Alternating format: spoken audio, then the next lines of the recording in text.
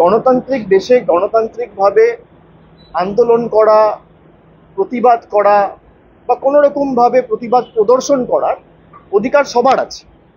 আর বাংলা বলে নয়, ভারতের যত রাজ্য আছে, ভারতের প্রত্যেকটা জায়গায় এই অধিকার রয়েছে। কিন্তু আমি কোনোভাবে তাদের আন্দোলনকে ছোট করব না, সে ধৃষ্টতা আমার নেই। আমি কোনোভাবে চাই না এই আন্দোলনকে রাজনৈতিক রঙে রাঙানো হোক। কিন্তু যারা আন্দোলন করছে, আমার তাদের কাছে অনুরোধ থাকবে যে আন্দোলন কখনো হিংসাত্মক হয় না। আমি কিছু ফুটেজ দেখেছি, আমি কাউকে দায়ী করছি না, যে জোর জবরদস্তি গেট ভেঙে দেওয়া হচ্ছে। আন্দোলন কখনো উগ্র হয় না, আন্দোলন কখনো হিংস্র হয় না। গান্ধীজি অহিংসার কথা বলেছিলেন, নন ভায়োলেন্সের কথা বলেছিলেন। আমরা 100 দিনের কাজ নিয়ে দিল্লিতে আন্দোলন করেছি, বাংলা থেকে 10,000 জন গেছে।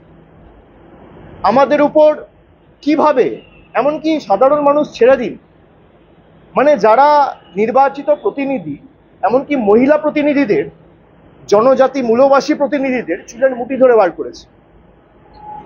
আমরা অহিংসার পথ অবলম্বন করে আন্দোলন করেছি। আমরা পরের দিন এসে রাজভবনের বাইরে ধর্ণা দিয়েছি।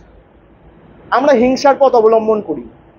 আন্দোলন করার অধিকার সবার আছে, কিন্তু কোনোভাবে আন্দোলন যেন হিংস্র না হয়, আন্দোলন যেন কোনোভাবে বল প্রয়োগ করে, কোনো সরকারি সম্পত্তি নষ্ট করে, কিছুভাবে গেট ভেঙে, জোর জবরদস্তি বল প্রয়োগ করে